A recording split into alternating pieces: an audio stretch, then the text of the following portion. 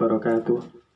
Bismillahirrahmanirrahim. Alhamdulillahirabbil alamin wassalatu wassalamu ala asyrafil anbiya'i wal mursalin sayyidina wa maulana Muhammadin wa ala alihi wa sahbihi ajma'in. La haula wala quwata illa billahil aliyyil azim. Allahumma salli ala sayyidina Muhammadinil fatihi lima ughliqa wal khatimi lima sabaqa nasiril haqqi bil haqqi wal hadi ila siratikal mustaqim wa ala alihi wa sahbihi haqqa qadrihi wa miqdarihil azim, amma ba'd.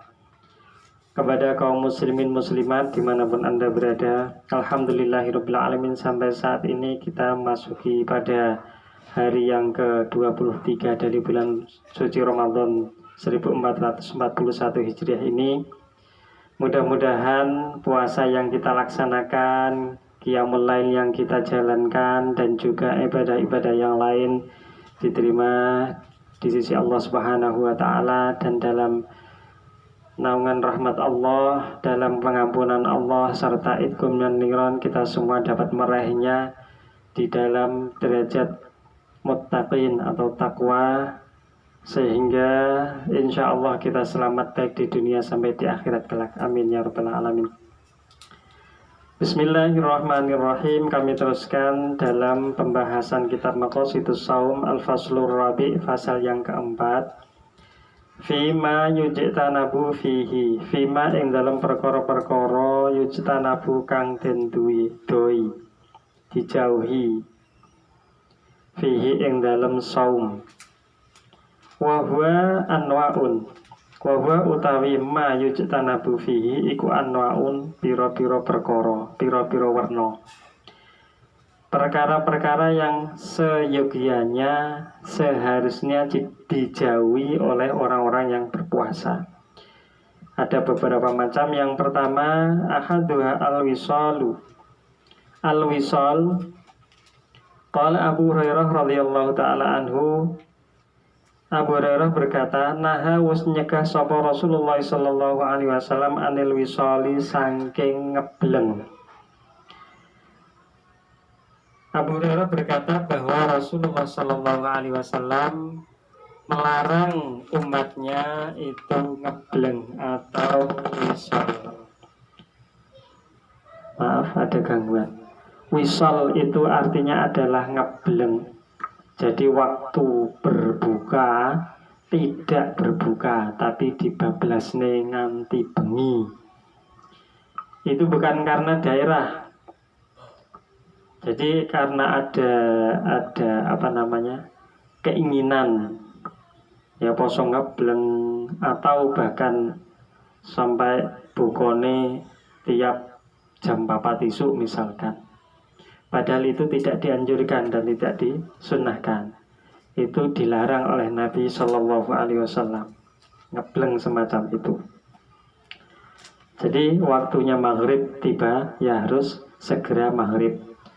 Lain lagi kalau di daerah seperti ceritanya di Finlandia, di bumi bagian yang lain, yang mana waktunya siang itu lebih panjang daripada malamnya.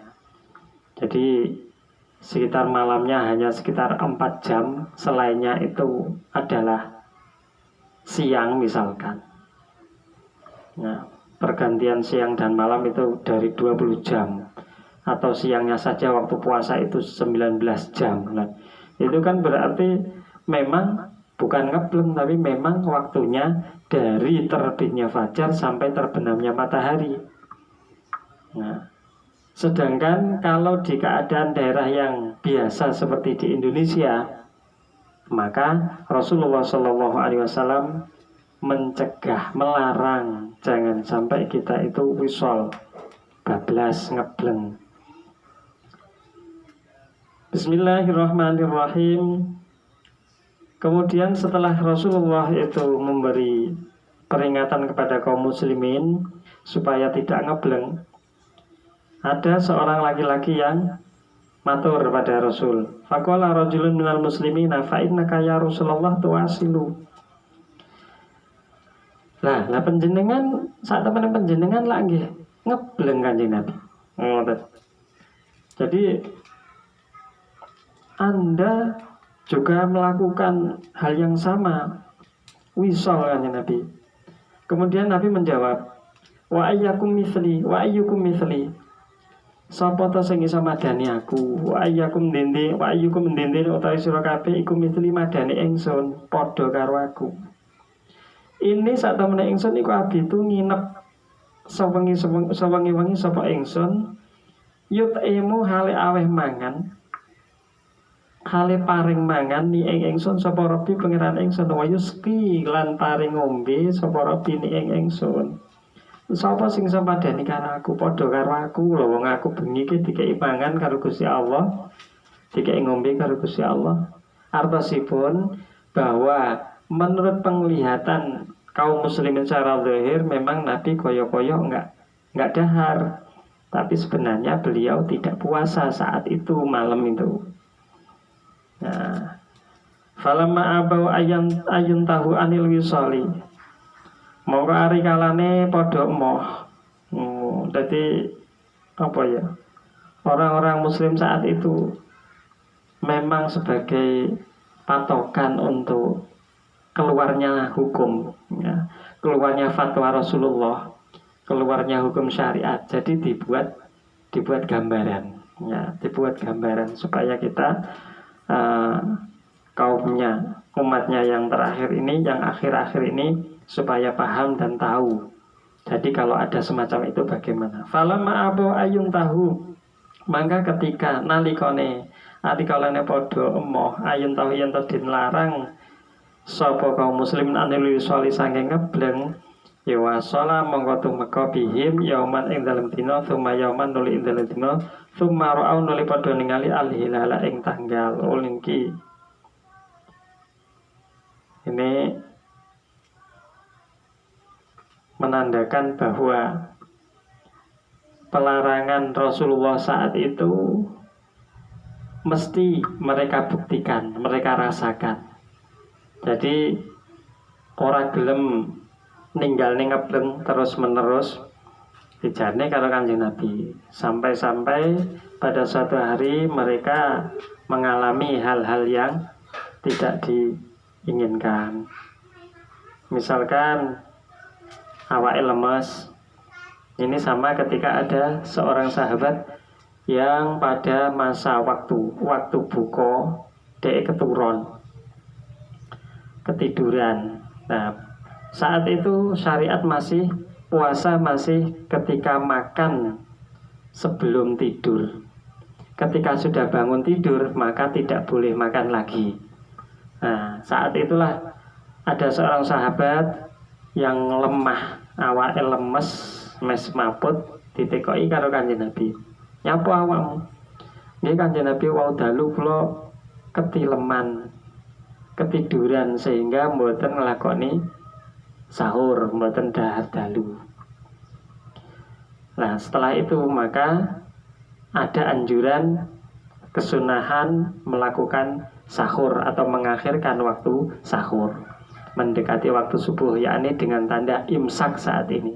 Sekali lagi tandanya imsak. Amsaka yumsiku imsakan, waktune nglereni.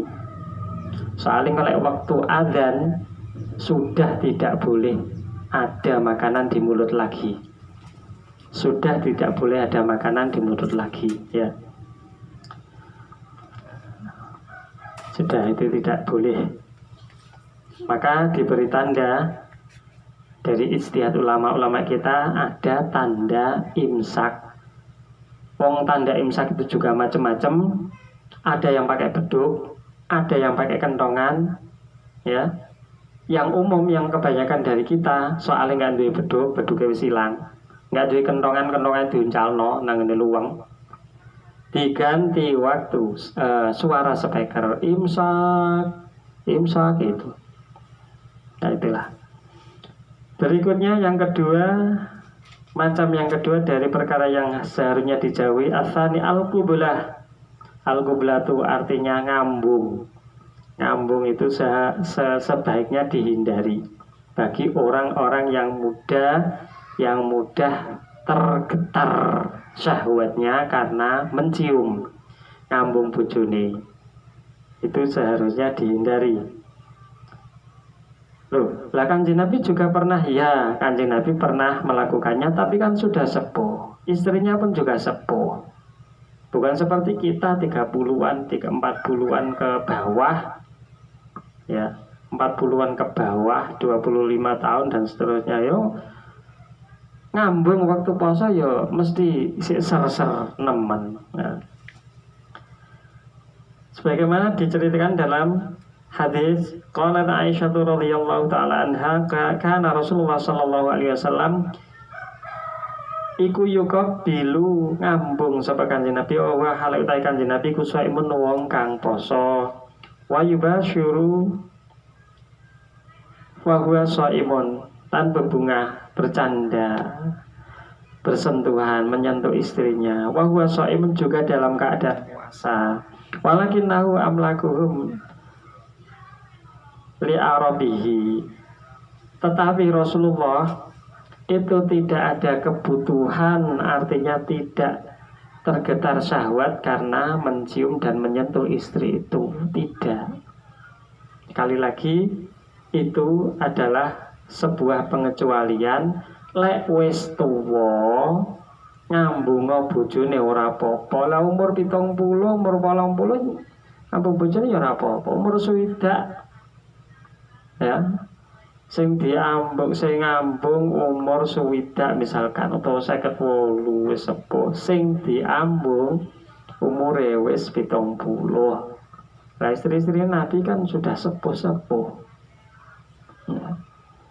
Maka mbae kakung ngambung mbae wedok ya ora masalah wong wis sepuh ya. Ya seperti itu. Asal itu yang ketiga al-hijamah, cantuk. Al-hijamah, cantuk itu bekam. Bahasa saiki dari syariah, bekam ya. Cantuk, cantuk. Anna Rasulullah sallallahu alaihi wasallam ihtajama. Iku ihtajama cantuk sapa Kanjeng Nabi wa hal itu Kanjeng Nabi iku shaimun wong kang poso. Wasuila lan dintangkleti sapa Anas akuntum ana ta ana utawi sira kabeh iku takrohuna tukrohuna padha den sengetaken sapa sira kabeh al hijamata ing cantuk lisa iki kedue kang poso kala Anas la ila min ajlil dhufi ora kecuali saking arahe lemah lemes. Jadi hal ini cantuk itu seharusnya seyogianya juga dijauhi pada waktu puasa. Lekne enggak kuat awake lemes ya. Itu 3 itu dulu yang kami sampaikan, mudah-mudahan ada manfaatnya. Apabila ada kekurangan kesalahan mohon maaf. Ihdinas siratal mustaqim. Wassalamualaikum warahmatullahi wabarakatuh.